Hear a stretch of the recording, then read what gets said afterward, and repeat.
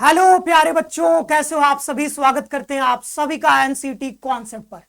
तो बच्चों, आज के इस वीडियो में हम लोग बात करने जा रहे हैं 7 मंथ्स की डिटेल्ड स्ट्रेटेजी के बारे में कि कैसे 7 महीनों में आपको एनसीटी 2026 की पूरी तैयारी करनी है। इसमें हम आपको पूरा रोड मैप डिस्कस करेंगे, बुक्स भी बताएंगे, कौन सा स्टडी मटेरियल आपको यूज करना है अपनी पूरी तैयारी के दौरान। स्टडी प्लान आपके लिए बना करके लेकर के आए हैं। फेज वाइज प्लान यहां पर डिस्कस करेंगे। फेज 1, फेज 2, फेज 3, 3 फेज में हमने पूरे प्रिपरेशन को डिवाइड किया है। कितने मंथ में हमारा क्या कवर हो जाना चाहिए, ये सब कुछ हमने इस वीडियो में अभी बताने वाले हैं। लेकिन वीडियो में आगे बढ़ने से पहले अगर आप हमारे चैनल पर नए हो तो चैनल को सब्सक्राइब कर लो और सब्सक्राइब करके बेल नोटिफिकेशन भी प्रेस कर लो, क्योंकि यहां पर एनसीटी से रिलेटेड हर एक अपडेट आपको दिया जाता है। और जैसा कि आप जानते हो, हम लोग एनसीटी 2026 की प्रिपरेशन भी करवा रहे हैं, पहले भी करवा चुके हैं, 24 में भी, 23 में भी। आप अगर जुड़ करके तैयारी करना चाहते हो 2026 के लिए तो आप हमारे साथ जुड़ करके कर सकते हो। हमारा जो पहला बैच है श्योर सिलेक्शन बैच, वो आ चुका है। चाहे आप बीएससी बीएड हो, बीए बीएड हो, बीकॉम बीएड हो, या फिर अलग से नॉन डोमेन बैच लेना चाहते हो तो वो आप हमारे बैचेस के साथ जुड़ करके आप तैयारी कर सकते हो। बीते सालों हजारों बच्चों का सिलेक्शन हो चुका है। बीच में मैं आपको रिजल्ट भी दिखाऊंगा बच्चों का। आपको सिंपली क्या करना है, सीयूटी कॉन्सेप्ट का एप्लीकेशन डाउनलोड कर लेना है प्ले स्टोर से और वहां से कोर्स आप ले सकते हो। ध्यान रखिएगा कि जितना जल्दी आप कोर्स लेते हो उतना अच्छा है, क्योंकि अब सिर्फ हमारे पास 7 मंथ ही बचे हुए हैं, तो जल्दी से ज्वाइन कर लीजिए। चलिए आगे बढ़ते हैं। देखो, किसी भी एग्जाम की तैयारी करने से पहले आपको यह समझना होता है कि भाई उस एग्जाम का पेपर पैटर्न क्या है और उसका सिलेबस क्या है। तो सबसे पहले हम अंडरस्टैंड करते हैं पेपर पैटर्न को और सिलेबस को। तो पहले हम पेपर पैटर्न समझ लेते हैं। देखो, पेपर जो आपका आएगा वो एमसीक्यू आएगा। क्वेश्चन जो पूछे जाएंगे पेपर में वो सारे के सारे क्वेश्चन एमसीक्यू वाले होंगे, यानी मल्टीपल चॉइस वाले क्वेश्चन होंगे, बहुविकल्पीय प्रश्न होंगे। आपके पास एक क्वेश्चन होगा, 4 ऑप्शन होंगे, आपको जो सही लगे वो आपको टिक करना होता है। ठीक है, अगर आपने सही किया तो आपको 4 नंबर मिलेंगे और अगर आपने गलत किया है तो आपको 1 नंबर कटेंगे। यानी कि इस एग्जामिनेशन में माइनस मार्क भी आपको दिया जाता है। अगर आप गलत करते हो तो माइनस मार्किंग भी यहाँ पर है। मार्किंग स्कीम यही जो बताया, करेक्ट आंसर दोगे तो आपको 4 नंबर मिलेंगे, अगर इनकरेक्ट आंसर दोगे तो आपको 1 नंबर कटता हुआ देखने को मिलेगा। तो ध्यान रखिएगा, जब भी एग्जाम में आप बैठोगे तो उस हिसाब से ही आपको अटेम्प्ट करना है कि भाई हमको ज्यादा नेगेटिव मार्किंग नहीं करनी है। ज्यादा नेगेटिव मार्किंग करोगे तो होगा क्या कि आपके जो सही नंबर आ रहे थे वो भी घटते हुए आपको दिखेंगे, क्योंकि ज्यादा आपने नेगेटिव मार्किंग कर दिया। तो नेगेटिव मार्किंग करने से बचना होता है ऐसे एग्जाम में।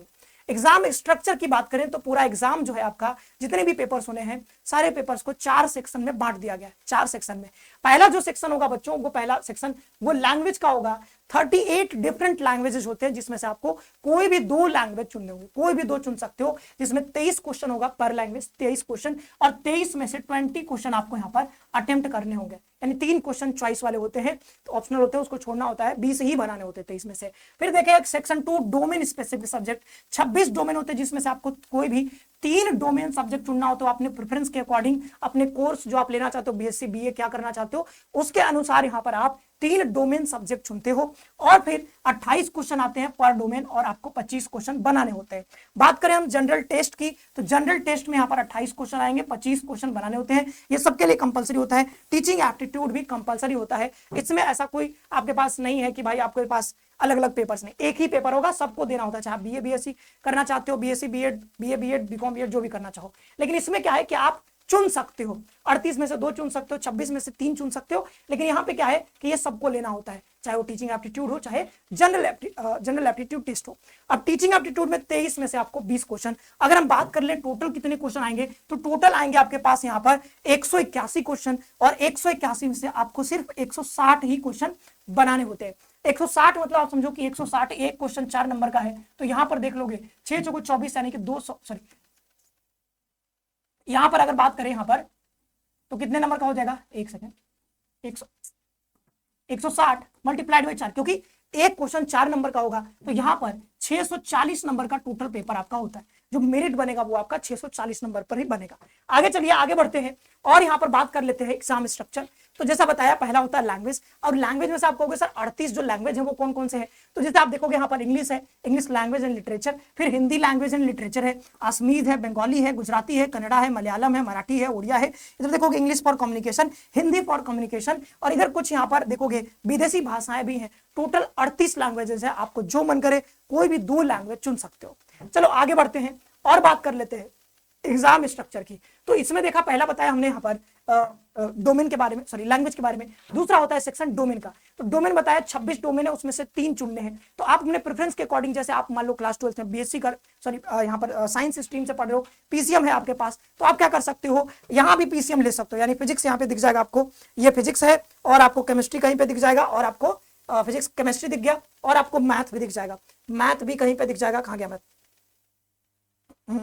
होगा कहीं पे, ठीक है, ये है। तो आप फिजिक्स केमिस्ट्री मैथ ले सकते हो। आप अगर पीसीबी से तो फिजिक्स केमिस्ट्री बायोलॉजी ले सकते हो, क्योंकि वो क्या होगा आपके तैयारी के लिए अच्छा रहेगा, क्योंकि आप क्लास 12 में जो पढ़ रहे हो, अभी मैं बताऊंगा आपको कि सेम सिलेबस वही है, एनसीईआरटी जो आप क्लास 12 में पढ़ रहे हो वही यहाँ पर भी पूछा जाता है। तो क्यों ना जो आप पढ़ रहे हो क्लास 12 में वही ले लो यहाँ पर एज अ डोमेन सब्जेक्ट।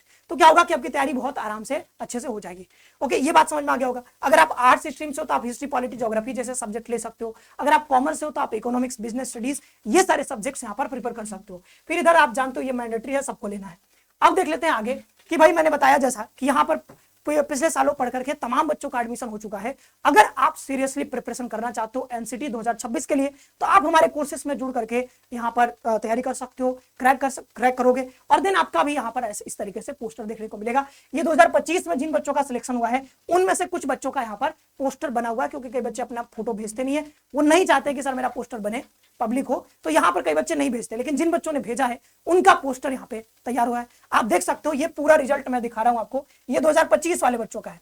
उसी तरीके से 2024 में भी कई बच्चों का सिलेक्शन हुआ है, जो कि यहाँ पर हम नहीं दिखा रहे अभी।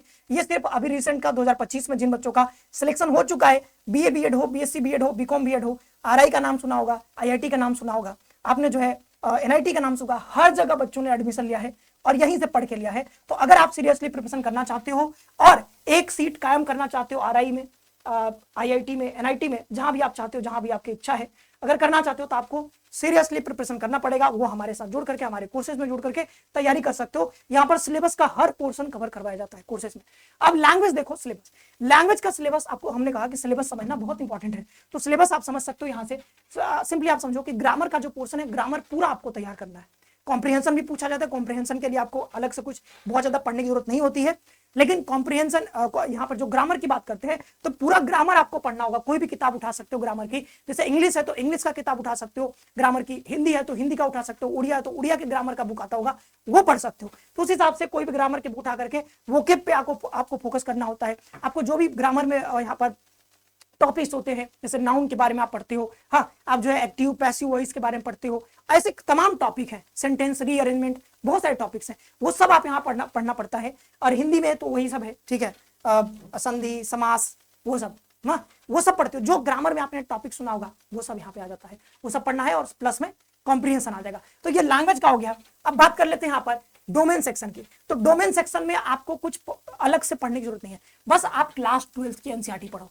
क्लास 12 का जो एनसीईआरटी बस वही पढ़ना है। अभी मैं डिटेल में बताऊंगा कैसे पढ़ना है, क्या करना है, कितने समय में क्या कवर करना है। जनरल एप्टीट्यूड में आप जानते हो, कई बार बताया है, इसमें रीजनिंग, मैथ, जीके, जीएस और करंट अफेयर आपसे पूछा जाता है। देन बात कर लेते हैं टीचिंग एप्टीट्यूड की। तो आप ये सिलेबस यहाँ पर पढ़ सकते हो, topics to be to teaching, ये जो related to the teaching of science, arts, mathematics, performing arts, language, social science, ये सब यहाँ पे टॉपिक्स पूछे जाते हैं। आप चाहो तो ये नोट भी कर सकते हो। तो ये रहा टीचिंग एप्टीट्यूड का सिलेबस, 4 सेक्शन टोटल हो गए।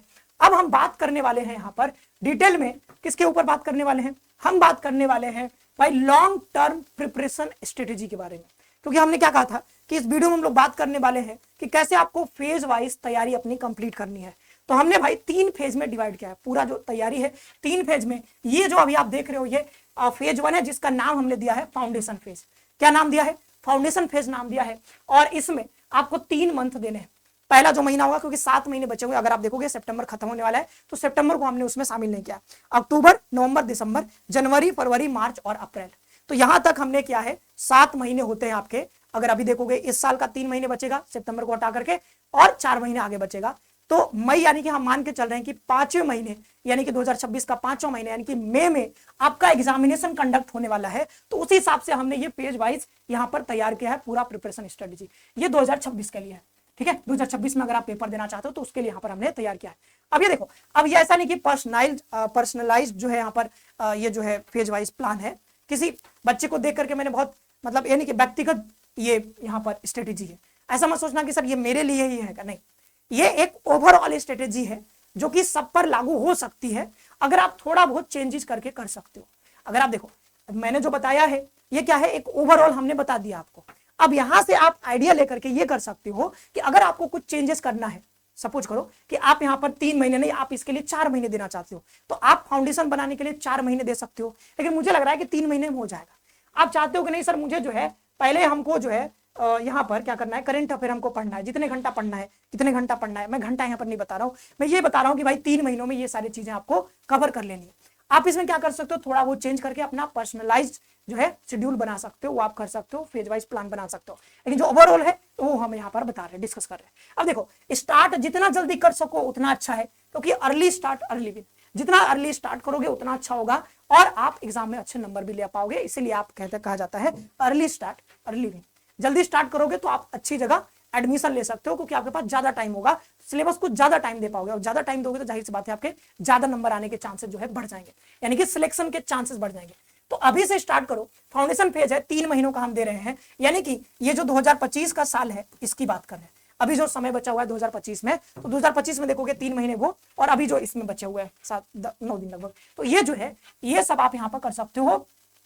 इस टाइम में आपको फाउंडेशन बनाना है। अब इसमें पढ़ना क्या है, फोकस एरिया क्या है, तो सिलेबस की मैपिंग करनी है। सबसे पहले तो आपको सिलेबस उठाना है, ऑफिशियल एनसीटी का सिलेबस आप देख सकते हो, आप जानते हो वेबसाइट पे आपको मिल जाएगा, कई बार बताया है, एनसीटी यहाँ पर लिखना है एनसीटी सिलेबस, तो आपको मिल जाएगा, एनटीए का आ जाएगा वेबसाइट, वहां से देख सकते हो भाई किसमें क्या पूछा जाएगा। वैसे मैं बता दूं मोटा मोटी जो क्लास 12th में जो एनसीईआरटी है डोमेन के लिए वही है, आप जनरल टेस्ट के लिए देखना चाहते हो वहां से देख सकते हो, सब कुछ आपको मिल जाएगा वेबसाइट से।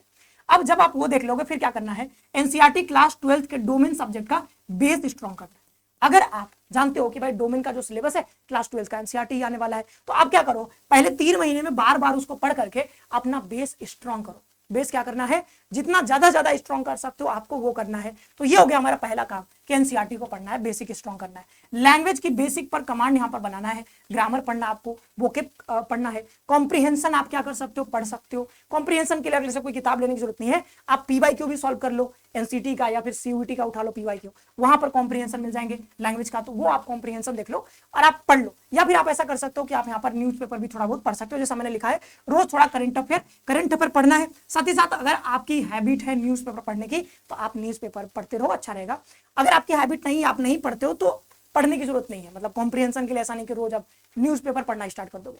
किसी बच्चे की आदत है तो आप पढ़ते रहो, वो आपको कॉम्प्रिहेंशन में हेल्प करेगा। अगला, प्रीवियस ईयर क्वेश्चन पेपर भी आपको सिलेबस के साथ जो है प्रीवियस ईयर क्वेश्चन पेपर को भी साथ में लेकर के चलना है। क्या करना है, शुरुआत में 1 वीक लगा करके, 1 वीक पहले क्या करो, 1 वीक के आसपास उसमें क्या करो, सारे पीवाईक्यू जितना आपको मिल सकते हैं, एनसीटी का भी सीयूटी का भी, क्योंकि आप जानते हो दोनों का सिलेबस सेम है, तो वहां से पीवाईक्यू उठा करके पहले आप उसको गो थ्रू हो, एक बार देखो कि भाई कहां से किस टॉपिक से ज्यादा सवाल पूछे जा रहे हैं। अगर ये एनसीईआरटी हिस्ट्री है तो हिस्ट्री में भी कौन कौन से जगह से ज्यादा क्वेश्चन बन रहे हैं और किस टाइप के सवाल बन रहे हैं, क्या वो मिलान वाले सवाल पूछ रहे हैं, क्या अभिकथन कारण वाले सवाल पूछ रहे हैं, असर्शन रीजनिंग वाले सवाल पूछ रहे हैं, या फिर वो स्टेटमेंट वाले क्वेश्चन पूछ रहे हैं, कैसा क्वेश्चन, या फिर एकदम जो फैक्चुअल होता है, 4 ऑप्शन होते हैं, एक सिलेक्ट करना होता है, कैसे सवाल पूछा जा रहा है, तो वो सब आपको पता चल जाएगा पीवाईक्यू से। तो पीवाईक्यू जितनी बार आप देखो उतनी अच्छा है, उससे क्या होता है कि आप यहाँ पर गाइडेड तैयारी कर पाते हो, क्योंकि ये ना पीवाईक्यू आपको बहुत अच्छा गाइड कर देता है कि क्या क्या आपको कवर करना है, कहां से कवर करना है, कैसे क्या क्या पढ़ना है। ठीक है, 1 वीक 1 सीट पीवाईक्यू सॉल्व करो। अब देखो, जब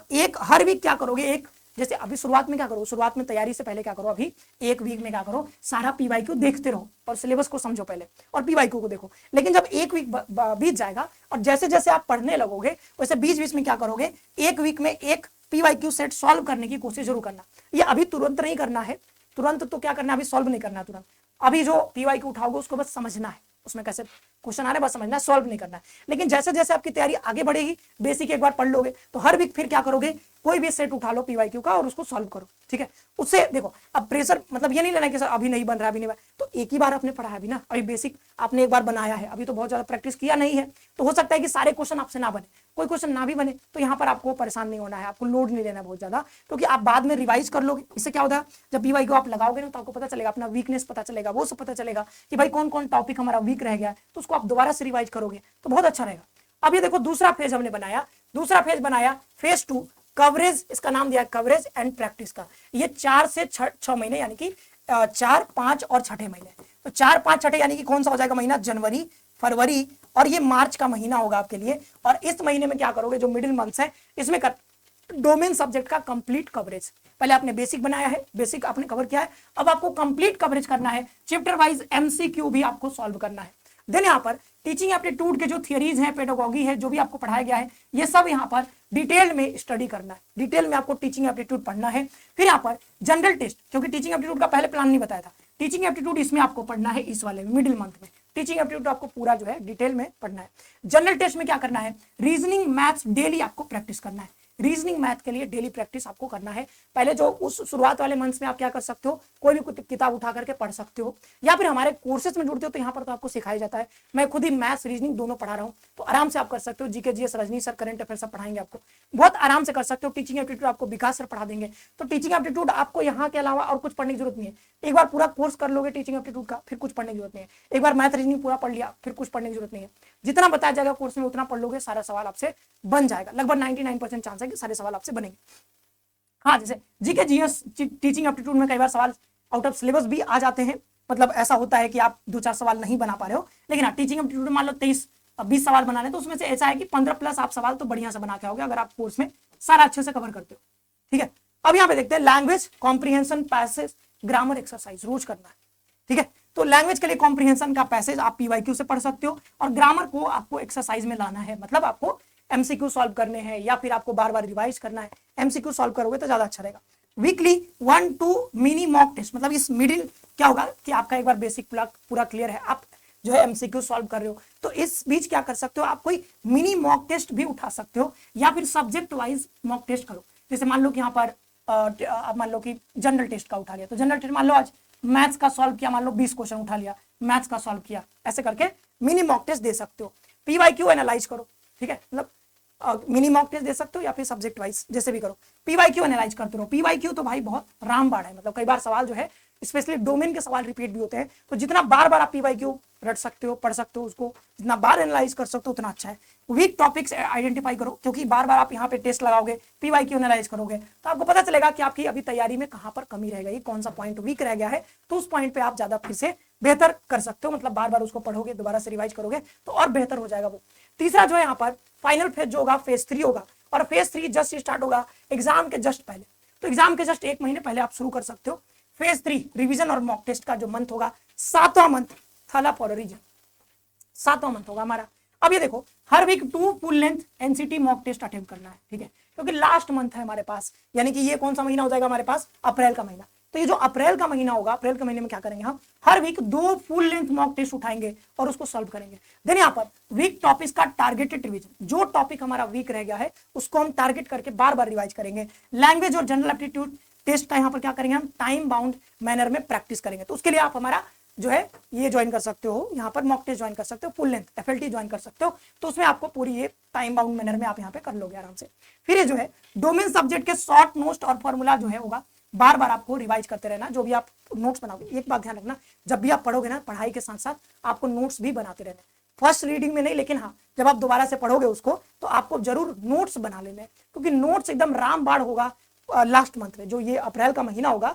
तो आपको ना ऐसा नहीं सोचना कि अभी मैं पढ़ रहा हूँ, लास्ट मंथ को सोच करके तैयारी करो। तो भाई जब अप्रैल का महीना आएगा तो वहां पर हमारा पूरा ये सब एक बार कंप्लीट होना चाहिए, तब तो नोट्स कंप्लीट होना, तब तो आप लास्ट मंथ में रिवाइज कर पाओगे।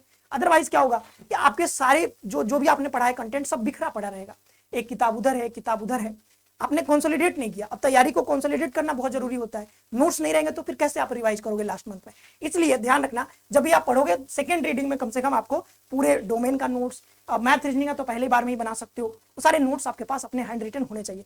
टीचिंग एप्टीट्यूड 1 शॉट नोट्स जो होगा आपके पास, वो सब 1 शॉट का मतलब है कि पूरा नोट्स एक बार में रिवाइज कर लेना, क्योंकि टीचिंग एप्टीट्यूड बहुत ब्रॉड सिलेबस नहीं है, छोटा ही है, बहुत बड़ा नहीं है, तो आप उसको एक बार में पूरा रिवाइज करो, मतलब एक दिन बैठो पूरा रिवाइज करो ये, ठीक है। टीचिंग एप्टीट्यूड एग्जाम स्ट्रेटेजी बनाना है। देखो जब ये लास्ट मंथ में क्या होगा ना कि जब आप मॉक टेस्ट दोगे, एफएलटी दोगे, ये सब सॉल्व कर रहे हो टाइम बाउंड मैनर में, तो होगा क्या क्या आपको पता चलेगा कि भाई हमको, मतलब उससे क्या होगा, पता चल जाएगा कि हमको ना ये वाला पार्ट पहले अटेम्प्ट करना है, हमको रीजनिंग ज्यादा अच्छे से आता है तो मुझे रीजनिंग वाला पार्ट पहले अटेम्प्ट करना है, हमको मान लो कि डोमेन में ये सब्जेक्ट अच्छा है तो वो वाला अटेम्प्ट करना है। जो आता रहता है ना उसको आप पहले अटेम्प्ट करोगे तो अच्छा रहेगा, उससे आपका कॉन्फिडेंस बूस्ट होता है। तो आगे आने वाले जो आने वाला टाइम हो, जैसे 3 घंटे का पेपर है, तो पहले घंटे मान लो आपका बहुत अच्छा गया पेपर, कि आपने जो भी सवाल आए, जो भी आपने डोमेन सब्जेक्ट उठाए वो अच्छा गया, तो आने वाला भी अच्छा रहेगा, आपका कॉन्फिडेंस बढ़ जाएगा, तो एक सकारात्मकता आती है, तो उससे आपको फायदा ही होता है।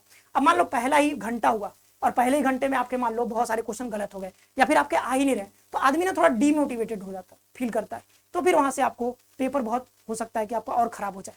तो यहां से ध्यान रखना है कि ये स्ट्रेटेजी उसी समय फाइनल कर लेनी है कि जब आप एग्जाम में बैठोगे तो आपको कौन सा पोर्शन पहले अटेम्प्ट करना है, डिस्ट्रीब्यूशन करना कैसे करना है, टाइम का डिस्ट्रीब्यूशन कैसे करना है, हमको मैथ्स इतने टाइम में बना लेना है, हमको जीटी इतने टाइम में बना लेना है, वो सब। ठीक है, तो ये जो है 3 घंटे का पेपर है, तो इस बात का ध्यान रखना होगा ना, क्योंकि 3 ही घंटे में आपको सब कुछ करना है।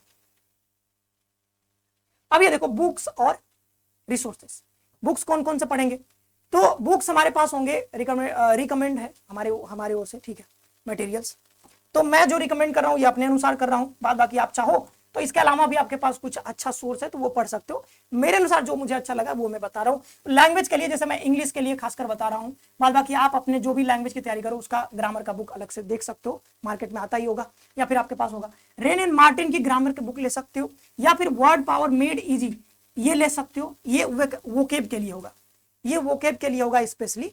तो ये दोनों पढ़ लोगे ना तो आपका पूरा ग्रामर हो जाएगा।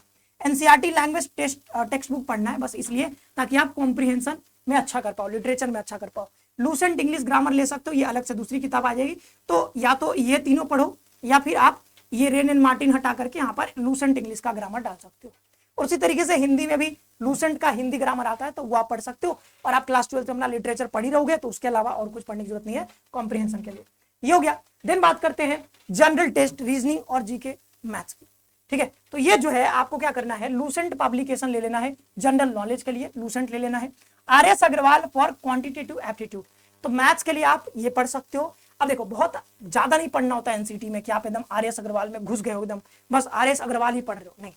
हमारे पास मुश्किल से 8 से 9 सवाल आएंगे मैथ्स के, तो उसी हिसाब से उतना ही टाइम आपको देना है, बहुत ज्यादा नहीं देना है। हाँ, और रीजनिंग के लिए तो आपको कुछ नहीं करना है। अगर आप सिंपली हमारा जो है रीजनिंग के लिए जो हम क्लासेस लेकर के आएंगे बस उतना भी पढ़ लोगे तो आपका बन जाएगा। तो जो फ्री क्लासेस आएंगी उसमें भी अगर 9 क्वेश्चन आएंगे तो आप 5-6 बहुत आराम से बना लोगे।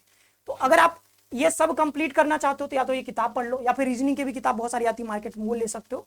अदरवाइज हमारे कोर्स में जुड़ोगे ना तो आपको ना सब कुछ तैयारी करवा दिया जाएगा। ये जीके जीएस रजनीश सर आपको करवा देंगे, और ये जो मैथ्स और रीजनिंग है ये हम आपको करवा देंगे। तो इसके अलावा और कहीं भटकने की जरूरत ही नहीं पड़ेगी, और आपको इसी में पीवाईक्यू भी करवा दिया जाएगा, तो सब कुछ एक ही जगह मिल जाएगा। अब टीचिंग एप्टीट्यूड देखोगे तो टीचिंग एप्टीट्यूड का जो यहाँ पर ये जो है रिपीट हो गया है, ध्यान रखना ये गलती से यहाँ पे विकास सर रामबाड़ है भाई, रामबाड़। टीचिंग एप्टीट्यूड के लिए विकास सर का क्लास एकदम रामबाड़ होगा। तो सर जो है पिछली बार भी जो है इस बार भी 8 घंटों का मैराथन ले चुके हैं, महामैराथन, तो उसको भी देख सकते हो। अदरवाइज इस बार फिर सर लेकर के आएंगे, उसको देख सकते हो यूट्यूब पे अगर आप फॉलो कर रहे हो तब। अदरवाइज अगर आप कोर्स में आओगे तो यहाँ तो सब कुछ मिल जाएगा आपको, विकास सर जो पढ़ा देंगे बस वही पढ़ना है, इसके अलावा और बाहर से कुछ पढ़ने की जरूरत नहीं है। अब क्या है, मॉक टेस्ट कहाँ से मिलेगा, तो एनसीटी कॉन्सेप्ट आपको देगा ही। अगर आप कोर्स में आते हो तो कोर्स में क्या होगा कि आपको पूरा चीज मतलब हर चीज सिलेबस का कवरेज प्लस मॉक टेस्ट उसी में इंक्लूडेड रहेगा। अदरवाइज आप लास्ट के मंथ में जो बताया है वहां पर आप यहाँ पर ये मॉक टेस्ट ले सकते हो। NCT concept mock test launch करेगा, उस टाइम पे 499 या 400 के आसपास जो प्राइस रहती है उसमें आप ज्वाइन कर सकते हो, और लगभग 10 टेस्ट आपको यहाँ पर दिए जाते हैं। तो ये 10 टेस्ट आप सॉल्व कर सकते हो, एफएलटी होता है पूरा, ये सॉल्व कर सकते हो, तो आपको कहीं भटकने की जरूरत नहीं है। सब चीज जो है, हर एक चीज यहाँ पर तैयारी के लिए जो जो चीजें जरूरी है हर चीज जो यहाँ पर आपको मिल जाएगी। तो आई होप कि ये जो फेज वाइज प्लान है ये आपको समझ में आया होगा। आप इसमें थोड़ा बहुत चेंज करके पर्सनलाइज्ड अपना बना सकते हो, ठीक है। और जो यहाँ पर बुक्स जो बताए हैं हमने, यहाँ पर जो स्टडी मटेरियल वो भी आपको पसंद आया होगा।